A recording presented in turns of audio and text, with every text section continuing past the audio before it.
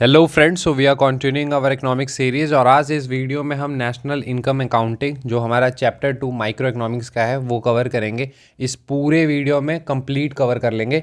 तो अब marathon sessions आपको देखने के लिए मिलेंगी जहां पर हम एक एक चैप्टर पूरे एक वीडियो में कर लेंगे ताकि आपके लिए भी चीज़ें रिवाइज करनी आसान हो और चीज़ें अच्छे से कवर हो जाएं। और ये चैप्टर काफ़ी इंपॉर्टेंट है, आपको ही पता होगा, और सीएससी पॉइंट ऑफ व्यू से भी ये काफ़ी इंपॉर्टेंट होने वाला है। तो जो स्टूडेंट सीएससी वाले हैं वो भी इसे देख सकते हैं। वाई? बिकॉज आप देखेंगे इस वीडियो को देखने के बाद ऑलमोस्ट क्वेश्चन सॉल्व हो जाएंगे। ठीक है, मैं ये नहीं कहूँगा सारे, बिकॉज वैसे तो सारे ही हो जाएंगे अगर मैं कभी इकोनॉमिक्स पूरा स्पेशल पढ़ाऊँ तो। बट अभी क्या है कि एनसीईआरटी मेनली फोकस है, मैंने थोड़े बहुत वैल्यू एडिशन किए, कंप्लीट इसमें कवरेज पूरी नेशनल इनकम चैप्टर की नहीं की है इस कारण से। लेकिन जो स्टूडेंट्स ऐसे हैं जो CDS CAPF दे रहे हैं उनके लिए 100% कवरेज है। वाई? बिकॉज आपके क्वेश्चंस मेनली जो है वो आते हैं सिर्फ एनसीईआरटी बेस्ड नहीं, या फिर थोड़ा बहुत अगर ट्वीक भी करते हैं तो उतना तक कवर्ड है सारी एस्पेक्ट। ठीक है, तो वो चीज़ है। तो नेशनल इनकम अकाउंटिंग जो चैप्टर है उसे हम बहुत ही कॉम्प्रिहेंसिवली कवर करेंगे। इसमें सारा कुछ जीडीपी, जीएनपी कैसे कन्वर्जन होती है, ये सारी चीज़ें, personal income, personal disposable income, complete detail में डिस्कस करेंगे। ठीक है, तो एक वीडियो में कंप्लीट आपको कवरेज देखने के लिए मिलेगी। रिगार्डिंग दी पीडीएफ्स की अगर हम बात करें तो आप सभी को पता होगा एज डिफेंस हमारा टेलीग्राम चैनल है, वहाँ पर आपको पीडीएफ्स देखने के लिए मिल जाती है। आप हमारे Telegram channel as defence join कर सकते हैं, डिस्क्रिप्शन में लिंक है, नहीं तो आप टेलीग्राम पर जाकर भी सर्च करके ज्वाइन कर सकते हैं। So let's get started. तो हम नेशनल इनकम अकाउंटिंग चैप्टर को स्टार्ट करते हैं। ठीक है, सेकंड थिंग कि जो भी आपके फीडबैक्स हैं, सजेशंस हैं, वो कमेंट सेक्शन में ज़रूर दें। ठीक है, क्योंकि काफ़ी एफर्ट्स लगे हैं, काफ़ी एक लंबी ये वीडियो होने वाली है। ठीक है, तो चलिए हम स्टार्ट करते हैं देन नेशनल इनकम की। तो सबसे पहले अगर आप देखिए एडम स्मिथ, आपने नाम सुना होगा। एडम स्मिथ की एक बुक है जिनके बारे में आप जानते होंगे, that is wealth of Nations. तो ये पूरी कंप्लीट बुक की नेम है। ठीक है, ये पूरी बुक की नेम है an inquiry into the nature and cause of the wealth of nation. Exactly हुआ क्या, आप इस चीज़ को समझते हैं। जैसे नेशनल इनकम से हम समझते हैं किसी नेशन की income in a layman language, अगर हम समझने की कोशिश करें तो उन्होंने इस क्वेश्चन के जवाब को खोजने की कोशिश की कि जब हम बात करते हैं एक नेशन की, तो एक नेशन के पास जो है वो वेल्थ आता कहाँ से, क्या क्या सोर्सेस हैं, कहाँ से उनके पास जो है वो वेल्थ आता है, यानी किस तरह से वो वेल्थ को जनरेट करते हैं। और सबसे इंपॉर्टेंट जो उन्होंने क्वेश्चन को यहाँ पर बताया वो ये थी कि कोई भी नेशन रिच और पुअर कैसे होता है। हम देखते हैं कि कुछ नेशंस काफ़ी रिच हैं, कुछ नेशंस पुअर हैं। तो ऐसा क्या है कि जिनकी वजह से हम देखते हैं कि एक नेशन रिच है, एक नेशन पुअर है, तो वो डिफरेंस कहाँ लाई करता है उसकी बात उन्होंने की। तो उन्होंने बताया कि जब हम किसी नेशन की बात करते हैं तो वो ज़रूरी नहीं कि रिसोर्सेज अगर उनके पास ज़्यादा हैं तो वो रिच होंगे और जिनके पास रिसोर्सेज कम हैं वो रिच नहीं होंगे। वैसा नहीं है, अगर आप एग्जैक्टली केस देखेंगे तो वो उल्टा आपको देखने के लिए मिलता है। जब हम बात करते हैं अफ्रीका की, तो आपको मेनली जो भी रिसोर्सेज है, लाइक डायमंड आप बात कर ले, गोल्ड बात कर ले, इन सभी जो मेजर रिसोर्सेज हैं वो आपको अफ्रीका में देखने के लिए मिलता है। या फिर आप लैटिन अमेरिका में जाते हैं, ब्राज़ील जाते हैं, अर्जेंटीना लिथियम ट्रायंगल में भी जाते हैं, वहाँ पे भी आप अगर देखें तो वहाँ पे भी रिसोर्सेज आपको काफ़ी देखने के लिए मिलते हैं। लेकिन अगर हम रिच की बात करते हैं तो वहाँ पर हमारे सामने अमेरिका या नॉर्दर्न अमेरिकन कॉन्टिनेंट या यूरोपियन कॉन्टिनेंट हमें देखने के लिए मिलते हैं। तो इससे ये बात तो क्लियर होती है कि रिसोर्सेज होना इंपॉर्टेंट नहीं है। ठीक है, यानी रिच होने का ये डिमार्केशन तो नहीं है कि जिसके पास रिसोर्सेज ज़्यादा है वो रिच है। फॉर एग्जाम्पल आप इंडिया में देखें, अगर इंडिया में हम बात करते हैं झारखंड की, हम बात करते हैं छत्तीसगढ़ की, हम बात करते हैं उड़ीसा की, इन सभी के पास बहुत रिसोर्सेज हैं। ठीक है, कोई भी मिनरल रिसोर्सेज की आप बात कर ले, मेजॉरिटी ऑफ आपको यहीं देखने के लिए मिलता है। बट क्या आप देखते हैं जब हम जीडीपी वाइज भी देखें तो क्या ये टॉप 5 में भी एग्जिस्ट करते हैं? The answer is no. तो आप ये समझ सकते हैं कि यहाँ पर उन्होंने भी ये आंसर दिया कि रिसोर्सेज होना किसी कंट्री के वेलबींग या फिर वेल्थ को नहीं दर्शाता है। तो फिर ऐसा क्या है जिसकी वजह से कोई भी कंट्री रिच या पुअर होती है, कोई भी स्टेट रिच या पुअर होती है? तो उन्होंने बताया फ्लो ऑफ प्रोडक्शन, यानी कौन कितना प्रोड्यूस कर पा रहा है रिसोर्सेज को यूटिलाइज करके, वो इंपॉर्टेंट है रिच और पुअर के लिए। अगर आप देखें अमेरिका की या फिर इंडिया में भी देखें, महाराष्ट्र, गुजरात, इन सभी में हमको प्रोडक्शन ज़्यादा देखने को मिलेगी। यानी रिसोर्सेज से ज़्यादा क्या इंपॉर्टेंट है हमारे लिए? प्रोडक्शन। तो production is very very important. तो हम ये ने यहाँ पे ये समझा कि income and wealth are generated from the process. So इसी कारण से कोई भी नेशन रिच है या पुअर, वो रिसोर्स को किस तरह से प्रोड्यूस कर रहा है या जो वैल्यू एडिशन है वो कौन बेहतर कर रहा है, उससे रिच और पुअर होते हैं। रिसोर्सेज सिर्फ अवेलेबल होना इज नॉट इंपॉर्टेंट। ठीक है, तो ये चीज आप समझ चुके होंगे कि यहां पर एडम स्मिथ ने इस बात को बताई कि production is important, resource is not important. यहाँ पर देखेंगे एक डच डिसीज इकोनॉमिक सर्वे में लगातार लास्ट 1-2 साल से आ रहे हैं, तो आप यहाँ पे देख सकते हैं कि डच डिसीज बेसिकली उन्हीं कंट्री या फिर उन्हीं नेशंस को कहते हैं या स्टेट्स को कहते हैं जिनके पास बेसिकली रिसोर्सेज तो हैं बट वो फिर भी पुअर है रिसोर्सेज होने के बावजूद भी। क्यों? क्योंकि वो प्रोडक्शन पे फोकस नहीं कर पा रहे या प्रोडक्शन जितनी रिक्वायर्ड है वो नहीं कर पा रहे हैं। ठीक है, अब हम थोड़ी सी बात कर लेते हैं फाइनल गुड्स और इंटरमीडिएट गुड्स की। देखिए वेरी बेसिक है फाइनल गुड्स की अगर हम बात करें या इंटरमीडिएट गुड्स की। Final goods are nothing but the goods which are of the final use या फिर will not pass through any more stage of production. To be very simple, ये सारे बहुत ही बेसिक टर्म्स है, आपने देखे भी होंगे।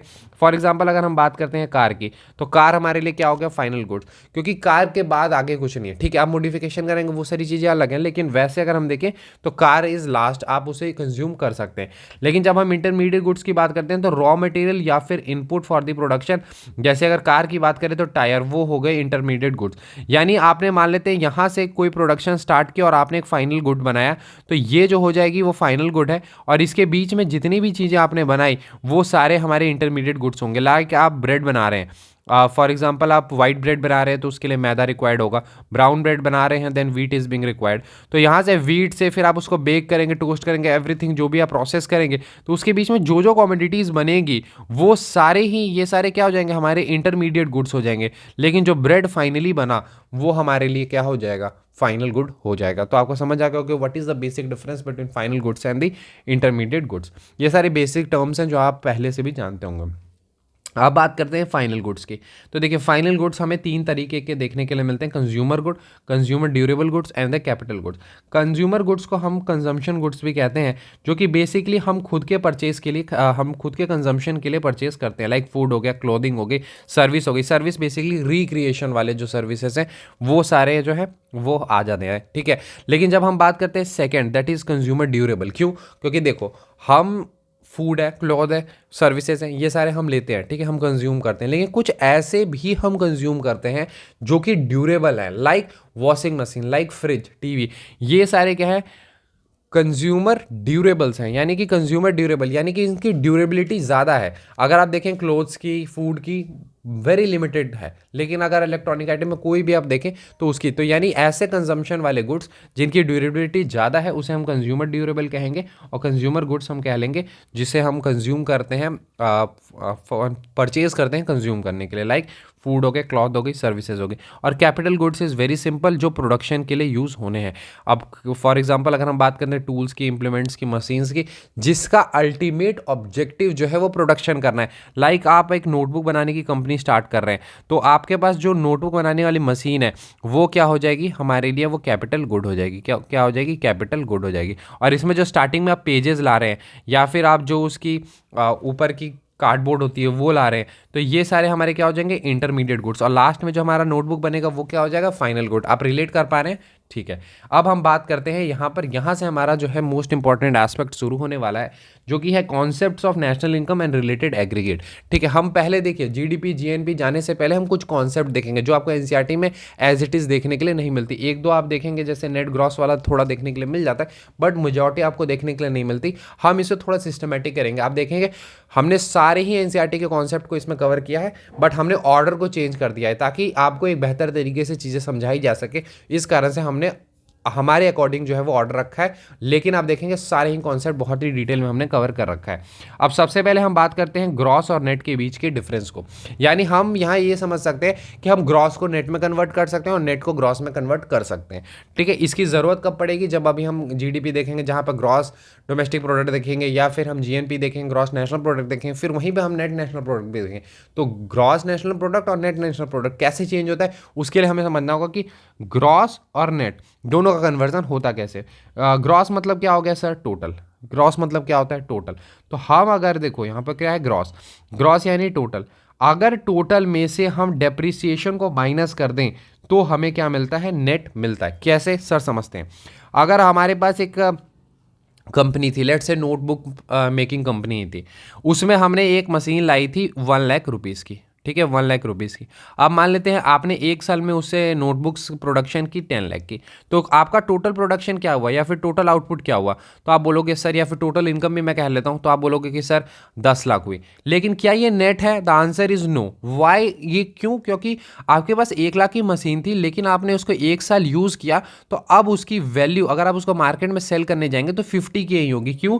क्योंकि प्रोडक्शन होने की वजह से उसमें आपको वियर एंड टीयर देखने के लिए मिलेगा, यानी reduction in the value of the capital good. हमारे लिए मशीन क्या है? Capital good. अब हमने समझा कैपिटल गुड है हमारे लिए मशीन, लेकिन हमने उसे एक साल यूज कर लिया, तो अब उसकी वैल्यू क्या होगी? 50,000।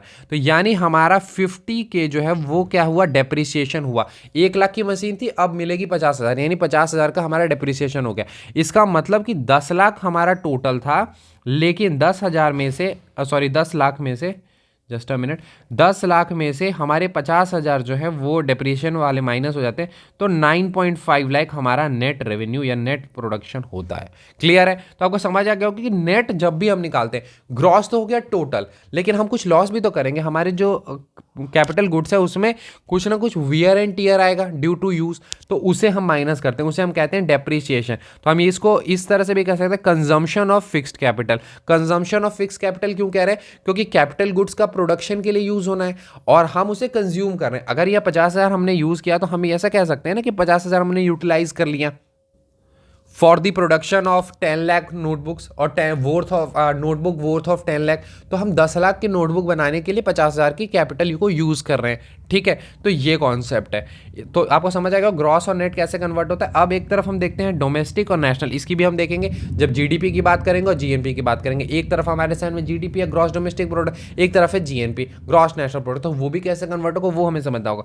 तो हम अगर समझे डोमेस्टिक एंड नेशनल, तो हम नेशनल की बात कब करते हैं?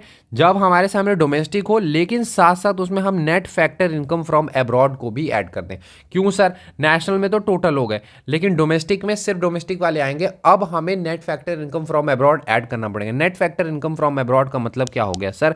मान लो आप एक पर्सन हो, आप मान लो टाटा हो, ठीक है। अब आप क्या है कि बाहर, इंडिया से बाहर, डोमेस्टिक कब होगी? जब आप इंडिया के विद इन कोई भी प्रोडक्शन आप कर रहे हो या कोई भी अर्निंग आप कर रहे हो, डोमेस्टिक यानी कि इंडिया के अंदर। लेकिन मान लेते हैं आप बाहर जाके अफ्रीका में आपके हैं, अफ्रीका में या फिर अमेरिका में, डिफरेंट आपके जो नेशंस है वहाँ पर है, तो वहाँ पर जो आप प्रोडक्शन कर रहे हो, तो वहाँ से आपकी क्या हो रही होगी? अर्निंग हो रही होगी। सेम मैनर में कोई बंदा बाहर का है, वो भारत में आ रहा है, like Toyota, like BMW, like Mercedes, तो ये सारे जो हैं वो भारत में आके चीज़ें मैन्युफैक्चर कर रहे हैं। तो अब क्या होगा कि जब वो मैन्युफैक्चर करके जो भी टैक्सेस हैं और जो भी चीज़ें हैं एम्प्लॉयमेंट में जो वेजेस ये सारे दे के, उसके बाद जो प्रॉफिट है वो वापस लेके जाएंगे यहाँ से।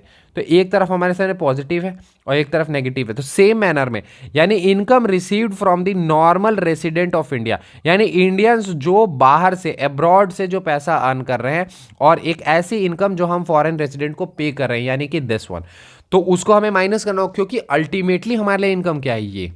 लेकिन हम तो ये भी कर रहे हैं, तो इस कारण से हम इसमें माइनस कर लें, क्योंकि हमें क्या चाहिए? नेट चाहिए। हमें क्या चाहिए? नेट चाहिए। Net factor income from abroad. तो net factor income from abroad का मतलब क्या हो गया? इंडियंस जो बाहर पैसे अर्न कर रहे हैं वो हमारा जो होगा, और उसमें से हम माइनस कर लेंगे हमें कितना देना पड़ रहा है, तो उसमें जो आएगा वो हमारा नेट हो जाएगा। वैसे इंडिया के केस में नेगेटिव मेनली होती है। तो ये हो गई net factor income from abroad. तो हमें क्या करना होगा? डोमेस्टिक में net factor income from abroad को ऐड करेंगे तो हमारा नेशनल निकल जाएगा। इसके बाद हम बात करते हैं फैक्टर कॉस्ट और मार्केट प्राइस। सर हम बात करते हैं राइस की। राइस आप कितने रुपए केजी खरीदते हैं? लेट से 40 रुपीज़ केजी खरीदते हैं। लेकिन क्या उसकी वर्थ 40 रुपीज़ होती है? क्योंकि आपको पता है कि कोई भी बिजनेसमैन या कोई भी आपको सेल कर रहा है, किसी ने राइस को प्रोड्यूस किया, तो वो 40 में प्रोड्यूस करेगा, तो 40 में आपको सेल नहीं करेगा। लेट से उसने 30 में प्रोड्यूस किया था, यानी उसकी कॉस्ट कितनी पड़ी? 30। क्योंकि इसी को हम बोलते हैं फैक्टर कॉस्ट। हमने पहले बात की थी कि फैक्टर का मतलब क्या होता है। फैक्टर हमारे कौन कौन से होते हैं? Land, labour, capital, entrepreneurship. ये हमने बहुत बार डिस्कस कर लिया। आपको पता होना चाहिए कि जब हम फैक्टर्स की बात करते हैं तो कौन कौन से होते हैं? Land, labour, capital, entrepreneurship. Land पे क्या मिलता है? रेंट। लेबर पे क्या मिलता है हमें? वेजेस। कैपिटल पे क्या मिलता है? इंटरेस्ट। और एंटरप्रेन्योरशिप पे मिलती है प्रॉफिट। तो ये जो इनकम इन सभी फैक्टर से जनरेट होती है उसे हम कहते हैं फैक्टर इनकम, या फैक्टर कॉस्ट कह सकते हैं, लेकिन फैक्टर इनकम मेनली कहते हैं। तो अगर हम देखें ये 30 रुपीज़ में क्या है? This is factor cost only. This is factor cost. Production में लैंड का कुछ ना कुछ रेंट लगा हो जहाँ पे राइस प्रोड्यूस कर रहे होंगे, लेबर उसमें लगे होंगे, उनको कुछ वेजेस देने पड़े होंगे, तो उसका कॉस्ट हो गया। कैपिटल कुछ ना कुछ जैसे कि हार्वेस्ट करने के लिए इन सभी के लिए आपको लगे होंगे।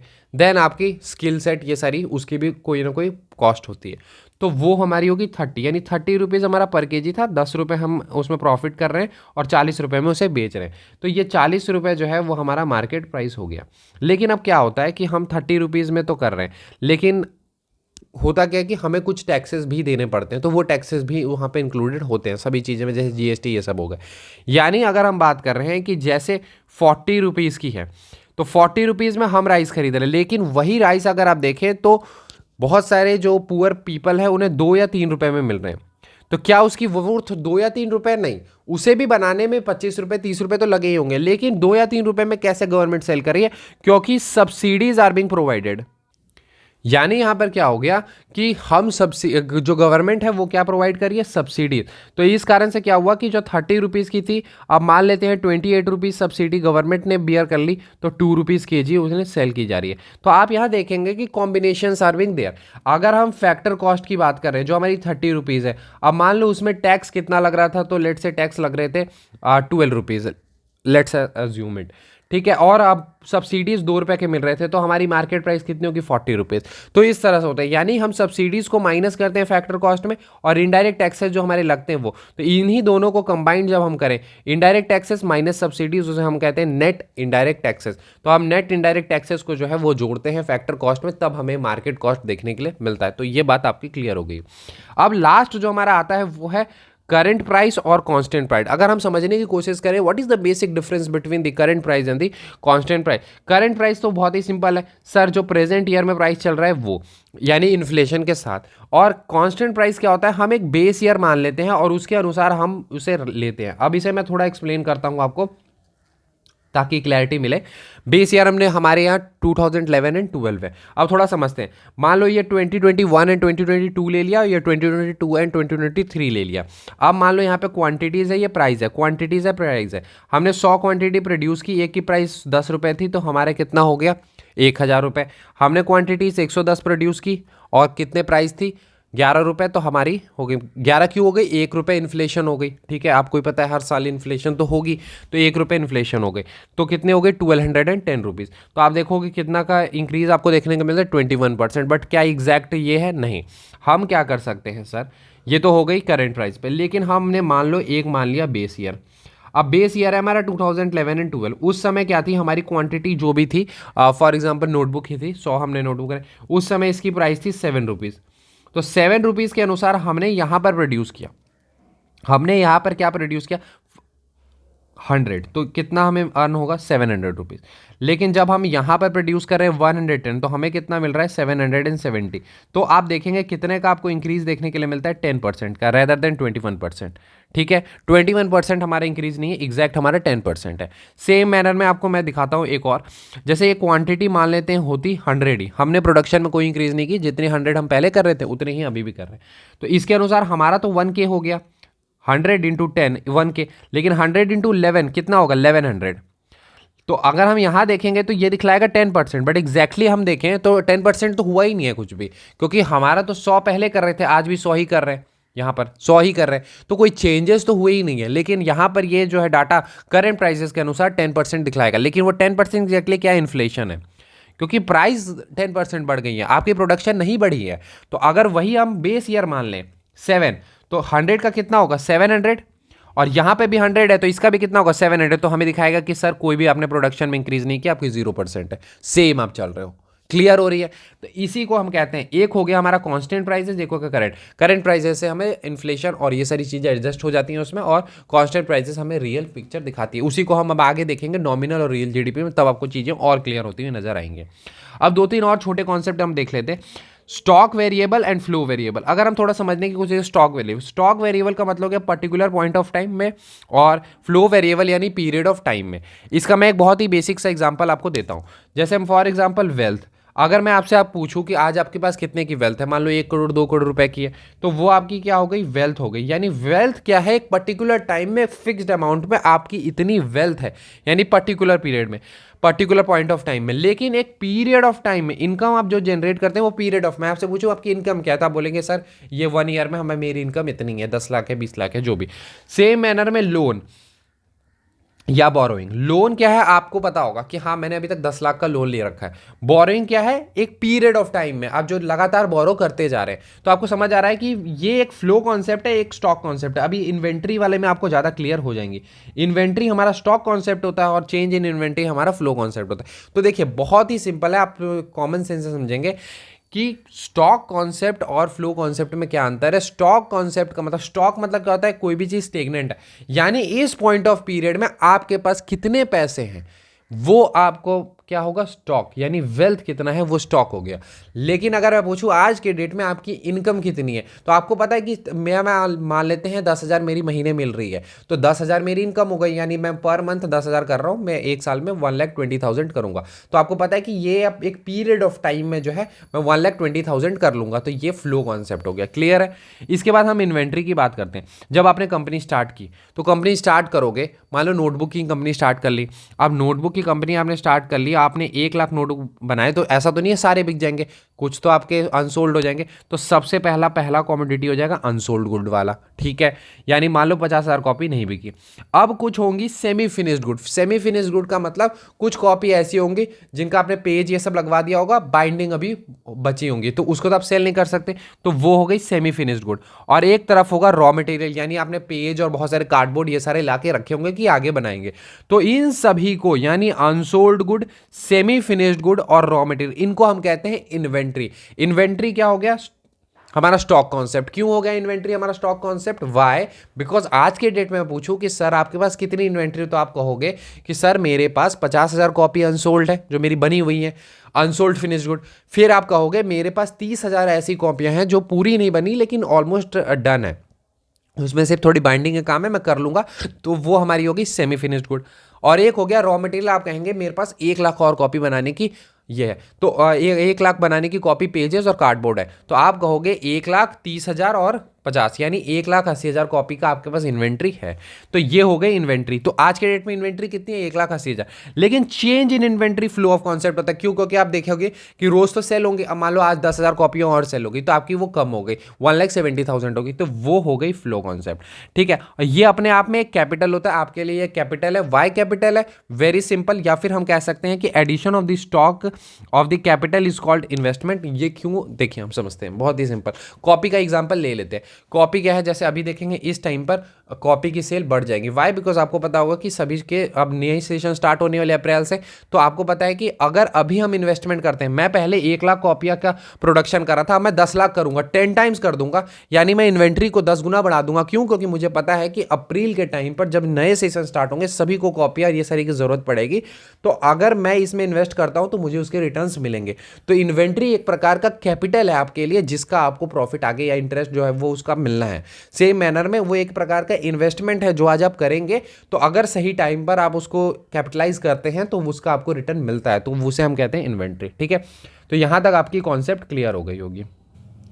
अगर हम आगे देखेंगे यहाँ पर, तो पहला हमारा जो इंपॉर्टेंट कॉन्सेप्ट हमें देखने के लिए मिलता है वो है जीडीपी। देखिए जीडीपी की अगर बात करते हैं तो all the final goods and services produce in a domestic territory in A given financial year. Financial year क्या होता है, जैसे 1 अप्रैल से 31 मार्च 2023, ये हमारा एक फाइनेंशियल ईयर हो गया।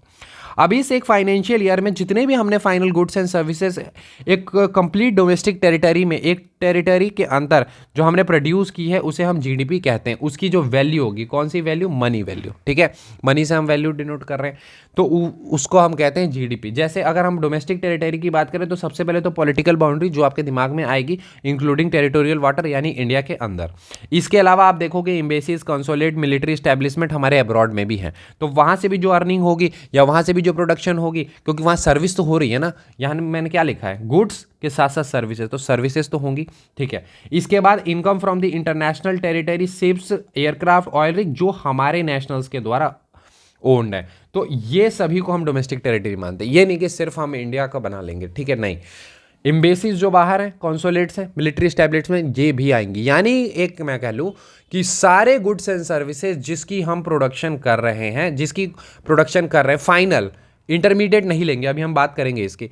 फाइनल गुड्स एंड सर्विसेज जिसकी कोई मनी वैल्यू होगी वो कितनी है, वो हमें जीडीपी को डिनोट करती है, ठीक है। अब थोड़ा समझते हैं कि क्या इसमें इंक्लूड नहीं होता है। ये सारे क्वेश्चंस बनते हैं, आप देखेंगे क्वेश्चंस जहां जहां से बनते हैं मैंने क्लियर कट अलग कर दिया है ताकि आपको क्लैरिटी वहां पे मिल पाए।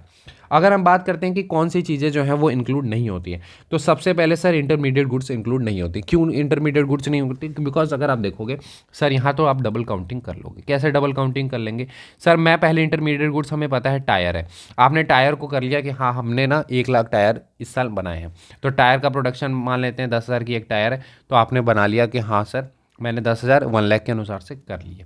लेकिन फिर आप बात करोगे कि सर मैं फिर कार का प्रोडक्शन करूंगा, तो आप बोलोगे 1 लाख मैंने कार भी बनाई है, तो सर आप मुझे बताइए ये टायर जो है उसका कार के प्राइस में नहीं होगा जुड़ा हुआ? क्या आपको जो कार मिल रही है उसमें टायर का प्राइस इंक्लूडेड नहीं है? ऑटोमेटिक सी बात है कि सर वहाँ पर टायर का भी प्राइस इंक्लूडेड है। तो क्या हम डबल काउंटिंग नहीं कर रहे हैं? यानी हम कर तो रहे हैं प्रोडक्शन 1 लाख की, हम बोलेंगे कि सर 2 लाख करें क्योंकि एक ही चीज़ को हमने 2 बार काउंट कर लिया है। क्लियर है? तो उसको अवॉइड करने के लिए हम इंटरमीडिएट गुड्स को इंक्लूड नहीं करते हैं। सेम मैनर में gain from the resale, gain from the resale capital gain, जमीन आज खरीदी 1 साल बाद आप बेच रहे हैं तो वहाँ से जो होगी वो नहीं आप काउंट करते हैं। सेम मैनर में ट्रांसफ़र पेमेंट, ट्रांसफ़र पेमेंट का मतलब ये होता है कि ऐसी पेमेंट जो गवर्नमेंट एक इंडिविजुअल को करती है जहाँ पर उसने कोई इकोनॉमिक एक्टिविटी नहीं की, लाइक स्कॉलरशिप, लाइक पेंशंस, ये सारे। वैसे पेंशन देखेंगे तो पेंशन तो एक तरह से आप कह सकते हैं डिलेड पेमेंट हम इसे मानते हैं, बट यहाँ दिया हुआ है तो आप लिख सकते हैं। वैसे अगर आप देखें तो पेंशन एग्जैक्टली ट्रांसफर पेमेंट नहीं होती है क्योंकि उतने साल की सर्विस का आप उन्हें पैसा दे रहे हैं, ठीक है। तो वो एक डिलेड पेमेंट हम कह सकते हैं, जो पेमेंट आपको उस समय नहीं मिली आपको बाद में मिली, बट फिर भी। तो ये हो गई क्या नहीं, कोई भी इकोनॉमिक एक्टिविटीज़ आप नहीं कर रहे हैं फिर भी आपको पैसे मिल रहे हैं, तो उसे हम ट्रांसफर पेमेंट कहते हैं। अब हम बात कर लेते हैं नॉमिनल जीडीपी और रियल जीडीपी की। सर अगर हम देखें नॉमिनल जीडीपी और रियल जीडीपी की, तो अभी हमने बात की कि जब हम बात करते हैं करंट प्राइसेस पे जिसमें इन्फ्लेशन भी इंक्लूडेड होती है तो उसे हम नॉमिनल जीडीपी कहते हैं, और real GDP base year prices पे जो रियल बताता है। जैसे 0% मैंने बताया, 100 आज कर रहे हो बाद में भी 100 कर रहे हो तो यानी आपकी जीडीपी 0 से 100 कर रहे हो 110 हो गई तो 21% नहीं हुई। 21% अगर बोल रहे हो तो आप नॉमिनल जीडीपी की बात कर रहे हो, लेकिन अगर 10% बता रहे हो तो यानी ये रियल जीडीपी है। क्लियर हो रही है? तो यानी प्रोडक्शन की अगर हम बात करते हैं तो नॉमिनल और रियल हो सकती है based on the current year prices और हमारी बेस ईयर प्राइसेस, ठीक है। देन मूविंग अहेड, तो अगर हम यहाँ पर देखें जीएनपी, अब जीएनपी थोड़ा समझ लेते हैं। जीएनपी का मतलब ये हो गया कि जितने भी नेशनल्स हैं हमारे या नॉर्मल रेसिडेंट्स हैं, नेशनल्स नहीं हम नॉर्मल रेसिडेंट्स को भी इंक्लूड कर लेंगे, उनकी जो फाइनेंशियल ईयर में हुई है प्रोडक्शन गुड्स एंड सर्विसेज, यहाँ भी फाइनली लेंगे, उसकी जो मनी वैल्यू होगी उसे हम जीएनपी कहेंगे। यानी कि मैं क्या कर रहा हूँ, अगर हम एक डोमेस्टिक टेरिटरी की बात करते हैं, जैसे कि आप यहाँ पे अपने पिक्चर में देख सकते हैं ये हमारी एक डोमेस्टिक टेरिटरी होगी। अब इसमें क्या है सर, हमें भी पता है कि कुछ तो हम प्रोड्यूस करेंगे, इंडियंस करेंगे, रेसिडेंट करेंगे, कुछ बाहर की कंपनियां भी आके प्रोड्यूस करेंगी और वो बाद में वो पैसा ले जाने वाली हैं, प्रॉफिट का वेजेस और ये सारे दे देंगे, टैक्सेस जो भी हैं वो देंगे फिर। तो यानी कि कुछ नॉन रेसिडेंट करें और हमारे भी कुछ बंदे हैं जो बाहर प्रोडक्शन कर रहे हैं, ठीक है, इंडियंस जो है वो बाहर कर रहे हैं।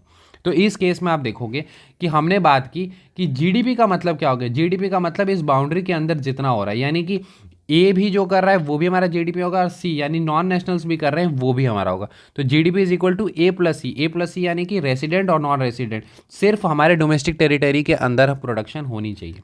लेकिन नेशनल्स जब हम कहते हैं तो सिर्फ इंडियंस, तो हम यहाँ पे सी को इंक्लूड नहीं कर सकते क्योंकि सी तो फॉरेनर्स हैं, हम नहीं करेंगे। हम ए को करेंगे इंडियंस जो इंडिया में प्रोडक्शन कर रहे हैं और ऐसे इंडियंस जो बाहर कर रहे हैं यानी इनकम फ्रॉम दी अब्रॉड, तो वो बी हो गया। तो ए प्लस बी जो है वो हमारा जीएनपी है और जीडीपी ए प्लस सी है, ठीक है। इसके थ्रू आपको बहुत ही आसानी से समझ आ गया होगा कि जीडीपी और जीएनपी में क्या अंतर होता है। वैसे कन्वर्जन अभी मैं बताने वाला हूँ, ठीक है। अब बात करते हैं नेशनल इनकम की। देखिए सर, नेशनल इनकम की अगर हम बात करते हैं तो नेशनल इनकम मतलब total factor income earned by all normal residents और the nationals of a country during a financial year. एक फाइनेंशियल ईयर में जितना भी टोटल फैक्टर इनकम हमने अर्न किया, फैक्टर इनकम अभी हमने बात कर ली, 4 हमारे फैक्टर्स हैं, उनसे जो जो इनकम होगी like rent, like wages, like interest, like profit, तो इसे हम क्या कहेंगे, नेशनल इनकम। और यही अगर आप देखोगे तो आगे चल के जब हम जीडीपी का देखेंगे तो जीडीपी में जो इनकम वाला आता है इनकम मेथड वो इसी से निकलता है, rent plus wages plus interest plus profit, ठीक है। तो ये हमारा हो गया नेशनल इनकम। अब यहाँ समझो सर, थोड़ा इसे समझने की कोशिश करते हैं कि हम नेशनल इनकम को डिनोट करते हैं net national product factor cost पे, लेकिन ऐसा क्यों, इसे थोड़ा समझते हैं। सो अगर हम यहाँ पर देखें तो सर देखते हैं, चलिए देखिए अभी हमने बात की यहाँ की, मैंने क्या कहा नेशनल्स की, ओ सॉरी अभी हमने क्या बात की यहाँ पे नेशनल्स की। अभी हमने देखा नेशनल्स का सर हमें कहाँ पता चलता है, जीएनपी। जीएनपी का मतलब क्या हो गया, ऐसे फाइनल गुड्स, यहीं पे रिवाइज भी कर लेते हैं, all final goods and services जिसकी जो मनी वैल्यू होगी, जो हमारे नेशनल्स ने बनाई है, इंडियंस ने, चाहे भारत ने बनाई हो चाहे बाहर बनाई हो, लेकिन इंडियंस ने बनाई होनी चाहिए, यानी नेशनल से बनाई होनी चाहिए, उसे हम जीएनपी कहते हैं। तो हमें सर समझ आ गया कि ठीक है, हाँ जीएनपी का मतलब हो गया money value of all the final goods and services which are being produce by the nationals, चाहे वो इंडिया में हो चाहे वो बाहर हो, ठीक है। अब GNP eight factor cost, factor cost क्यों ले रहे हैं सर, पहले तो यहीं देखो हम क्या कह रहे हैं, फैक्टर इनकम। क्यों फैक्टर इनकम कह रहे हैं, क्योंकि अगर सर मुझे बताइए, आप तो टैक्सेस से रेट बढ़ा देने वाले हो, आप टैक्सेस दे दोगे, मान लो 10% आप टैक्स दे दे रहे हो, और फिर उसकी market price is totally different, आपको एग्जैक्टली प्रोडक्शन क्या है, यानी फैक्टर कॉस्ट, वैल्यू एडिशन, आगे हम चलेंगे तो वैल्यू एडिशन मेथड की बात करेंगे। तो हमें क्या चाहिए, फैक्टर कॉस्ट चाहिए, हमें मार्केट प्राइस से मतलब नहीं, क्योंकि market price is not real worth, real worth factor cost. अभी हमने बात की factor cost is the real जो प्रोडक्शन हो रही है, मार्केट प्राइस तो इंटरेस्ट पे आता है, यानी factor cost plus net indirect taxes, यानी टैक्स जो हम बढ़ा दे रहे हैं तो उसके कारण वो बढ़ सकता है। मान लो प्राइस थी 100 रुपये, 10 रुपये आप टैक्स ही ले रहे हो तो आप बोलोगे 110, तो 110 आपकी रियल वर्थ थोड़ी है, आप तो 100 रुपये के कर रहे थे, तो इस कारण से हमने फैक्टर कॉस्ट यहाँ पे लिया है, ठीक है। वैसे भी मैंने यहाँ पे आपको एक्सप्लेन कर दिया कि हमें सर यहाँ दिख रहा है कि हम फैक्टर इनकम को ही नेशनल इनकम में इंक्लूड करते हैं, तो हमने ले लिया जीएनपी एट फैक्टर कॉस्ट। लेकिन आप बोलोगे सर यहाँ आप बता रहे हो नेट नेशनल इनकम जो होता है वो होता है एनएनपीएफसी, लेकिन यहाँ आप बोल रहे हो जीएनपीएफसी। अब थोड़ा समझते हैं सर, ये क्या है, ग्रॉस है, लेकिन हमें ग्रॉस नहीं चाहिए, हमें क्या चाहिए, नेट चाहिए, टोटल थोड़ी ना चाहिए, क्योंकि डिप्रिसिएशन भी तो होगा, और लॉस जो हुआ वो तो आप दिखा नहीं रहे हो, आप सिर्फ बोल रहे हो सर इतना हमने पैसे कमा लिए है, लेकिन जो लॉस हुई उस पैसे को कमाने में वो आप बता नहीं रहे, समझ रहे हो। जैसे एक मैं एग्जांपल देता हूँ, वेल्थ टैक्स है, वेल्थ टैक्स को क्यों हटा दिया गया, वेल्थ टैक्स से जितनी अर्निंग हो रही थी गवर्नमेंट को, उससे ज़्यादा उसको जो कलेक्ट करने में पैसे उससे ज़्यादा लग जा रहे थे, तो इस कारण से हटा दिया कि भाई जो हम कर रहे हैं, मान लेते हैं 1 लाख रुपए हमें लग जा रहे हैं कलेक्ट करवाने में, और कलेक्ट हो रहा है 50,000, तो वैसा काम क्यों करेंगे जिसमें हम 50,000 हर साल लॉस ही कर रहे हैं। सेम मैनर में हम यहाँ पर टोटल तो बता दे रहे हैं, लेकिन लॉस जो वो तो बता ही नहीं रहे, तो इस कारण से हमें ग्रॉस नहीं चाहिए, हमें क्या चाहिए, नेट चाहिए। तो जी को हमें क्या करना होगा, एन करना होगा, और बाकी तो हमारा एन बाकी तो सेम रहेगा, नेशनल का नेशनल, प्रोडक्ट का प्रोडक्ट, और एफसी का एफसी। तो ये जी से एन कैसे हो गया, तो हमें याद आ रहा है पहला कॉन्सेप्ट, ग्रॉस को नेट करना है। अगर ग्रॉस को नेट करना है तो क्या करना होगा सर, ग्रॉस को नेट करने के लिए हमें डेप्रिसिएशन को माइनस करना होगा। तो यानी जीएनपीएफसी में से जब हम डेप्रिसिएशन को माइनस करते हैं तो हमें मिलता है NNPFC, and this is nothing but the factor cost. क्या क्लियर है यहां पर। अब आप कहोगे कि सर हम जीडीपी से नहीं कर सकते क्या, बिल्कुल कर सकते हैं। क्या हम जीडीपी से, जीडीपी एट फैक्टर कॉस्ट ये भी ले लेते हैं, से हमें पहुंचना है कहां पर, एनएनपीएफसी पे। ये सारे आप कन्वर्ट कर सकते हैं, मैं 3-4 आपको बढ़िया से कन्वर्ट करके बता देता हूं। तो पहला हमें क्या करना होगा सर, जी को एफ एन में बदलना है, यानी टोटल से हमें नेट में जाना है। टोटल से नेट में जाने के लिए हमें क्या करना होगा, ग्रॉस से नेट जाने के लिए हमें डेप्रिसिएशन को माइनस करना होता है, ग्रॉस से नेट जाने के लिए हमें डेप्रिसिएशन को माइनस करना होता है। डोमेस्टिक है, कहाँ जाना है, नेशनल में। डोमेस्टिक को नेशनल बनाने के लिए क्या करना होता है, NF net factor income from the abroad को ऐड करना होता है, ठीक है। तो हम कह सकते हैं कि GDPFC minus depreciation plus net factor income from abroad is equal to NNPFC. Clear हो रही हैं चीज़ें। सेम मैनर में यहाँ पे देखिए, जीडीपी को जीएनपी में कैसे कन्वर्ट होगी, यहाँ पर देखिए जी सेम है एंड पी सेम है, बस डी को एन में चेंज करना है, यानी जीडीपी में net factor income from abroad जोड़ देना, क्या आ जाएगा हमारा, जीएनपी आ जाएगा। क्लियर है। तो क्या कन्वर्जन आपको समझ आ रहा है, यानी आप ये देखो कि अगर वो 4 चीजें आपको पता है जो मैंने पहले बताई, नेट को ग्रॉस कैसे करते हैं, नेशनल को डोमेस्टिक कैसे करते हैं, ठीक है, या फैक्टर कॉस्ट को मार्केट कॉस्ट कैसे करते हैं, मार्केट प्राइस कैसे करते हैं, basically current price base year price, ठीक है। तो अगर वो पता है ना तो आप कन्वर्ट कर लोगे। क्लियर है, यहां तक नेशनल इनकम क्लियर है। अभी हम एस्टिमेट मतलब मेजर्स किस तरह से करते हैं उस पर हम आएंगे, उससे पहले छोटा सा कॉन्सेप्ट देख लें, circular flow of income and output, ठीक है, बहुत ही सिंपल है। ये है हाउस होल्ड, इसमें आप अपने आप को समझ लेना। फर्म्स यानी कंपनियां। आप क्या करोगे, आपके जैसे बहुत सारे लोग जो है वो अलग अलग चीज़ें फर्म्स को प्रोवाइड करते हैं, जैसे लैंड, ज़मीन प्रोवाइड किया आपने, लेबर आपने प्रोवाइड किया, कैपिटल आपने प्रोवाइड किया, एक्सपेंडिचर यानी फैक्टर्स आपने प्रोवाइड किया। अब फर्म क्या करेगा, आप ही के फैक्टर से क्या करने वाला है, पहले तो इस फैक्टर सभी के आपको मिलेंगे फ्री में, तो आप प्रोवाइड करोगे। लैंड अगर आपने दिया कंपनी खोलने के लिए तो हर साल आप उनसे पैसे लोगे, यानी रेंट लोगे। लेबर अगर आप जाके काम करोगे तो आप वेजेस मांगोगे कि सर मुझे सैलरी दे दो। कैपिटल दिया तो उसका इंटरेस्ट मांगोगे, पैसे दिए हैं आपने 1 लाख रुपए दे दिए कंपनी स्टार्ट करने के लिए, आप बाद में बोलोगे कि 10% इंटरेस्ट भी चाहिए। आपने स्किल दिया तो उसकी प्रॉफिट, स्किल यानी क्या, आप उसमें पार्टनरशिप ले लिया, आपने पार्टनरशिप ले लिया, अब 10% आपने पार्टनरशिप ले ली, अब 10 जो भी प्रॉफिट होगा उसका 10%, क्योंकि 10% आप हिस्सेदारी भी करोगे, आप सारी जो भी स्किल सेट हैं जो भी है वो सारी चीज़ें देंगे, आप अपनी ओपिनियन बताएंगे, आप अपने जो भी चीज़ें आपने सीखी हैं या बिजनेस से रिलेटेड वो सारी आप आइडियाज़ जो हैं वो देंगे, तो उसके लिए आपको प्रॉफिट मिलेगी। तो यानी आपने फैक्टर्स दिया तो आपको क्या मिल गया, फैक्टर इनकम। आपने एक फर्म को फैक्टर्स दिया, आपको मिल गया, लैंड दिया तो लैंड दिया तो रेंट मिल गया, लेबर दिया तो वेजेस मिल गया, कैपिटल दिया तो इंटरेस्ट मिल गया, और एंटरप्रेन्योरशिप दिया तो प्रॉफिट मिल गई।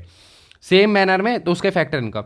अब फर्म क्या करने वाला है, इन सभी को लेकर क्या वो प्रोड्यूस करेगा, गुड्स प्रोड्यूस करेगा, गुड्स एंड सर्विसेज जो वो प्रोड्यूस करेगा फिर देगा किसको, आप ही को सेल करना है, और फिर आपसे उससे पैसे लेगा, दैट इज एक्सपेंडिचर। ये मान लो नोटबुक इसने बनाई होगी, तो नोटबुक आपको ही सेल करेगा और 10 रुपीज़ या 20 रुपीज़ 50 रुपीज़ जो है पर नोटबुक आपसे लेगा। तो यही है सर्कुलर फ्लो, ठीक है, पूरा इसी तरह से सर्कल होते रहता है, ठीक है।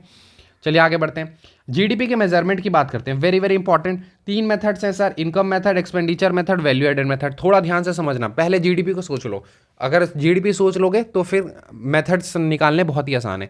जीडीपी को सोचते हैं, जीडीपी सर क्या होता है, तो जीडीपी हमारा होता है कि जो भी फाइनल गुड्स एंड सर्विसेज हमारे डोमेस्टिक टेरिटरी में हुई है, डोमेस्टिक टेरिटरी का मतलब हम समझ चुके हैं, हमारी political water including territorial water, इसके अलावा एम्बेसीज कंसुलेट जो बाहर में है, या फिर हमारे ऐसे कोई एयरक्राफ्ट, ये सारी चीज़ें हैं जो हम ओन कर रहे हैं, हमारे नेशनल ओन कर रहे हैं, इंटरनेशनल में भी है तो हम चलेगा। तो ये सारे हमारे डोमेस्टिक टेरिटरी हो गई।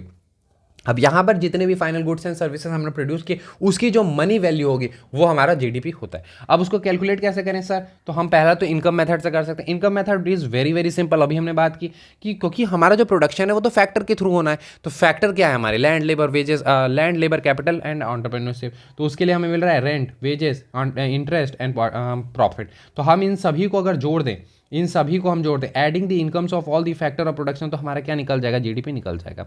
तो इसे हम कहते हैं GDP, that is rent plus wages plus interest plus profit, ठीक है। अभी मैं इसकी बात करूंगा, जस्ट अ मिनट, पहले मैं यहाँ पे पूरी सारी चीज़ें क्लियर कर देता हूँ।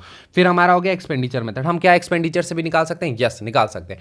फैक्टर्स इनकम के थ्रू कैसे निकाला, बिकॉज जो भी चीज़ें हम प्रोड्यूस कर रहे हैं उसमें हमारी फैक्टर लग रही है। मैंने अभी स्टार्टिंग में क्या एग्जाम्पल दिया था, राइस वाला, याद आ रहा है, राइस की फैक्टर कॉस्ट है 30, क्योंकि 30 रुपीज़ लगे हैं, फिर आप तो वो प्रॉफिट करने के लिए कर रहे हो।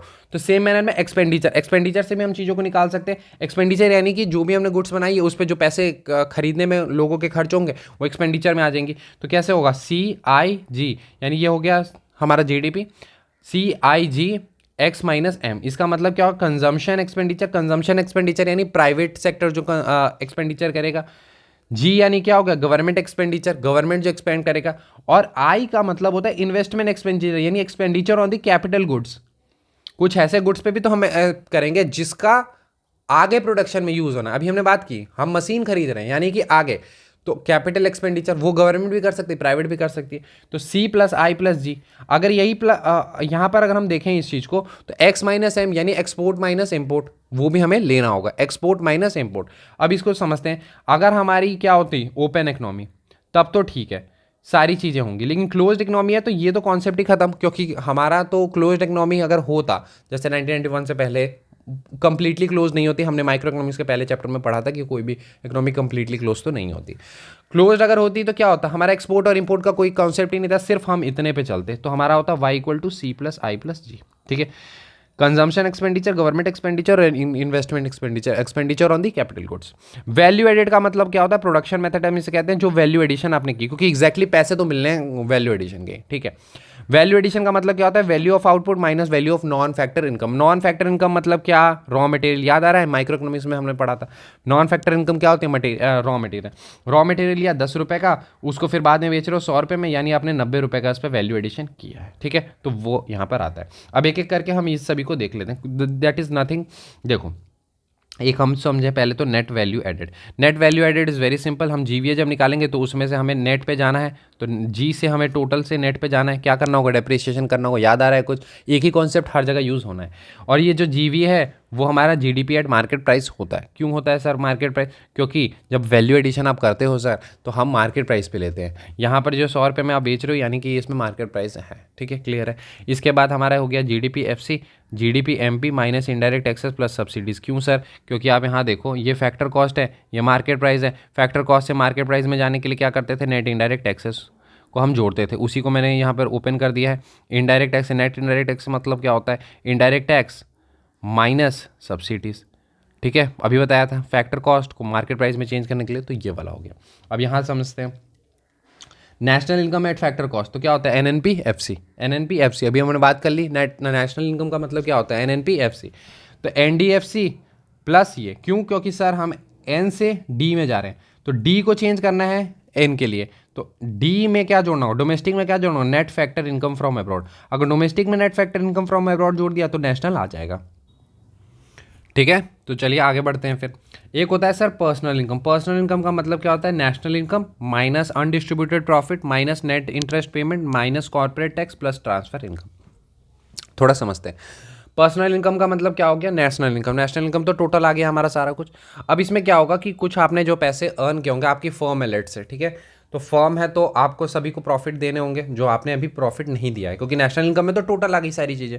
अब आपने सभी को प्रॉफिट डिस्ट्रीब्यूट किया तो उसको माइनस कर लोगे। अब वो आपके पर्सनल इनकम में नहीं है, वो तो आपको डिस्ट्रीब्यूट करनी थी, अभी आपने डिस्ट्रीब्यूट की नहीं है, क्योंकि जितना आपने पैसा अर्न किया, जितने भी शेयर होल्डर होंगे उनको पैसा देंगे, तो वो हो गए।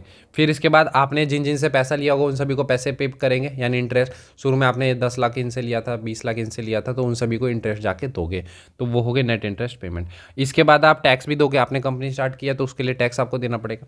और ट्रांसफर पेमेंट जोड़ते हैं। ट्रांसफर पेमेंट क्यों जोड़ते हैं? गवर्नमेंट आपको हो सकता है किसी तरह के ट्रांसफर पेमेंट दे, या फिर किसी के तरह का गिफ्ट आपको मिले। गिफ्ट भी जो है वो ट्रांसफर पेमेंट के अंतर्गत ही आता है। ठीक है, तो गिफ्ट भी हमारा ट्रांसफर पेमेंट के अंतर्गत आता है। तो इसे हम क्या कहेंगे? Personal income. ठीक है, क्लियर है। तो पर्सनल इनकम का मतलब क्या हो गया? सिंपल समझना, एक फर्म हो आप, ठीक है, आपके पास जितना प्रोडक्शन हुआ वो आपका नेशनल इनकम हो गया। उसके बाद फिर मतलब वो पूरा कंट्री के अनुसार, हम मैक्रो इकोनॉमी से पढ़ रहे हैं, मैं आपको सिंपल माइक्रो के कॉन्सेप्ट में समझा रहा हूँ, इसी में सबको जोड़ लेंगे। ठीक है, नेशनल इनकम का मतलब क्या? सारे जितने फर्म्स हैं जितना प्रोड्यूस कर रहे हैं, ठीक है, वो सारे इंडिया में जितने भी हैं फर्म्स, और जो बाहर वाले नेशनल में तो वो भी आ जाएंगे, तो जितने होंगे ना वो सभी का, तो उन सभी का आपने जो प्रॉफिट नहीं दिया वो सभी को प्रॉफिट दोगे। टैक्स आपने नहीं दिया तो सभी का टैक्स दोगे, और जो इंटरेस्ट पेमेंट था वो आप करोगे। उसके बाद आपको ट्रांसफर पेमेंट जो मिले हैं वो जोड़ लेना। ठीक है, सेम मैनर में अब ये जो पर्सनल इनकम है वो आपकी खुद की इनकम नहीं है, क्योंकि ये तो पर्सनल इनकम आपकी आई, लेकिन आप इसे यूज़ नहीं कर सकते। यूज़ किसको करोगे? पीडीआई को, personal disposable income. Why? Because जो आपका पर्सनल इनकम भी अब मिला है, अब आपको उसमें पर्सनल टैक्स देना होगा, यानी आपके खुद के इनकम टैक्स देते हो, खुद का जो पैसे हैं उसमें भी टैक्स देना है, तो पर्सनल इनकम टैक्स दोगे, और उसमें नॉन टैक्स कुछ अदर जो कॉम्पोनेंट होंगे वो सभी आप पे करोगे। ठीक है, नॉन टैक्स पेमेंट, तो वो हो गया PDI, personal disposable income. Same manner में national disposable income, net national product from the market price plus other current transfer. ठीक है, क्लियर है। तो पर्सनल इनकम की हमने बात कर दी। Amount of money collectively received by an inhabited of the country, हमने अभी इसकी बात कर ली। PII, undistributed profit, net interest payment, corporate tax, और इसको जोड़ देते हैं। ये 3 माइनस होंगी और ये एक जुड़ता है। प्राइवेट इनकम, यहाँ पर आप देख सकते हो factor income from the net domestic product occurring from the private sector and national debit interest and national factor income from the abroad and current this. थोड़ा सा बस ध्यान रख लेना, वैसे इन सभी से क्वेश्चन नहीं आएंगे। ये एक है, ये आप वैसे तो हमने काफ़ी डिटेल में एक्सप्लेन कर दिया है, बट आप खुद से भी इसे देख सकते हैं। मैं एक दो आपको ईजिली एक्सप्लेन कर देता हूँ। देखो, जीडीपी है सर, डी है, एन में जाना है, नेट फैक्टर इनकम को जोड़ दिया, तो ये पूरा बॉक्स जो है वो हमारा क्या बन गया?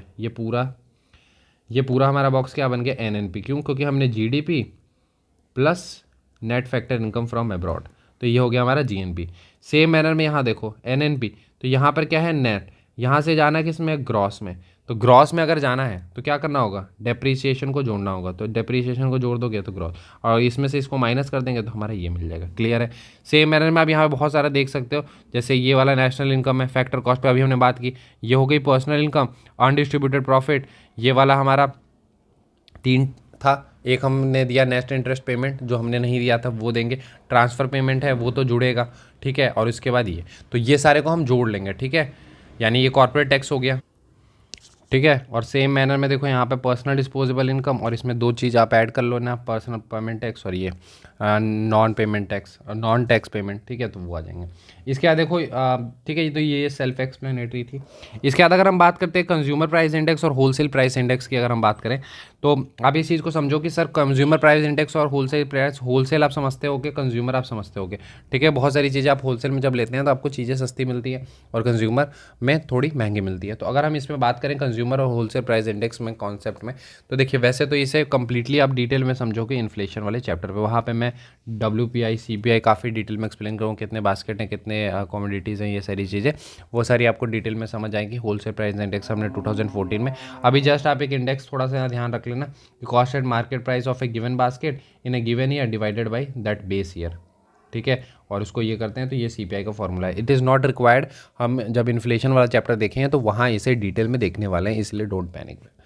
अब बात कर लेते हैं GDP डिफ्लेटर की। देखिए सर GDP डिफ्लेटर का मतलब क्या हो गया, GDP कितना डिफ्लेट कर रहा है, nominal GDP divided by real GDP, उसको 100 से मल्टीप्लाई कर देंगे तो उससे हमारा GDP डिफ्लेटर मिल जाएगा। ये हमारा मेज़र होता है इन्फ्लेशन का। क्लियर है। अब देखो सर ये सारे जो है हमने डिस्कस कर लिए हैं, ये मैंने बस दिखा दिया है आपको कि आप यहाँ पर देख सकते हैं, ये सारे आपके बुक में दिए हैं, सारा एक एक करके हमने डिस्कस किया है, ठीक है। और ये सारे कोई भी डिफिकल्ट नहीं है, मैंने आपको 4 कॉन्सेप्ट बताए हैं, 4 कॉन्सेप्ट से एक से दूसरा, दूसरे से तीसरा आराम से निकल जाएगा। थोड़ा बैठ के सोचना, किसी में भी दिक्कत होगी पूछ लेना, ठीक है।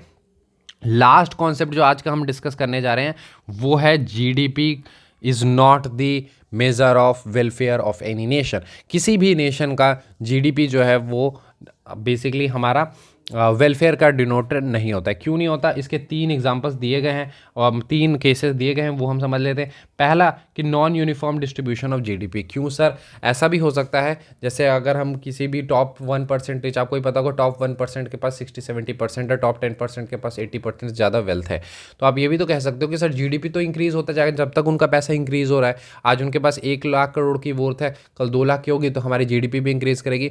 बट जो गरीब है, जो पुअर पीपल हैं, वो तो गरीब ही रहने वाले हैं, ठीक है। तो इस कारण से हम देखेंगे कि GDP जो है उसमें नॉन यूनिफॉर्म डिस्ट्रीब्यूशन देखने को मिलता है। ऐसा नहीं है कि सभी के पास इक्वल है या फिर ऑलमोस्ट इक्वल जैसा है, मतलब थोड़ा बहुत ऊपर नीचे हो सकता है, वैसा नहीं है। एक गरीब के पास हो सकता है कि 1,000 रुपये भी ना हो और एक के पास 1 लाख 2 लाख करोड़ रुपए हो, तो वो क्योंकि GDP तो हम टोटल ले रहे हैं, उनको भी हम जोड़ लेंगे, गरीब वाले को भी जोड़ लेंगे, तो वो चीज़ है।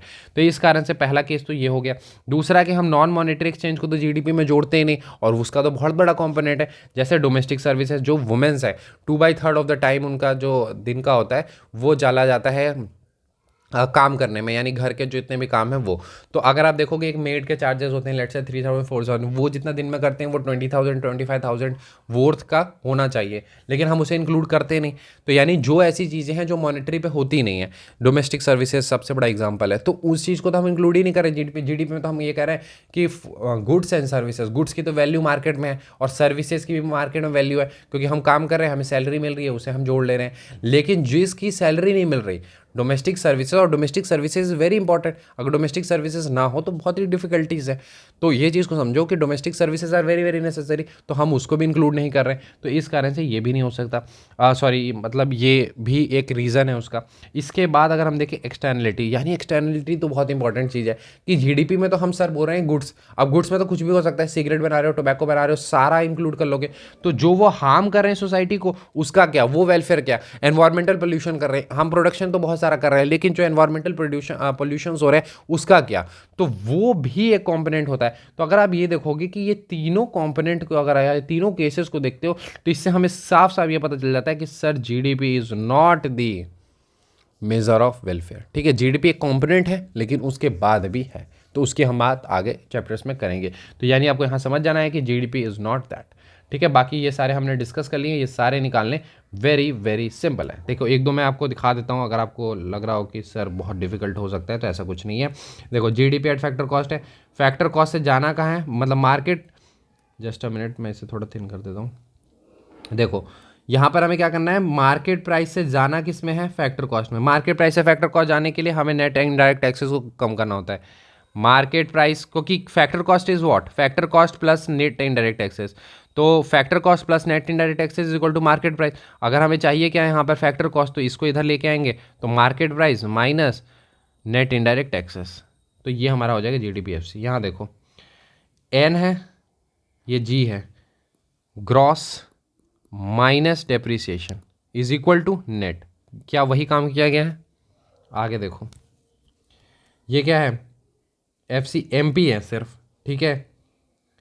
तो एम पी में क्या होता है, नेट इनडायरेक्ट टैक्सेस। तो नेट प्रोडक्ट टैक्सेस माइन, ये वाला कॉन्सेप्ट ना मैं आपको आगे वैसे समझाऊंगा, क्योंकि इसमें दो चीज़ें होती हैं। ये वाला मैंने इसलिए कहा था कि सीएससी वाले के लिए थोड़ा सा कॉम्प्रिहेंसिवली अगर और की जाए, बिकॉज ये सीएससी वाला कॉन्सेप्ट है। इसमें होता क्या है कि देखिए, प्रोडक्ट और प्रोडक्शन टैक्स दो डिफरेंट चीज़ें हैं, ठीक है। वैसे मैं आगे इसको एक्सप्लेन करूँगा may be. Product and production tax, product tax क्या होता है, प्रोडक्शन टैक्स का मतलब क्या होता है कि सर हम कुछ प्रोडक्शन टैक्स देते हैं।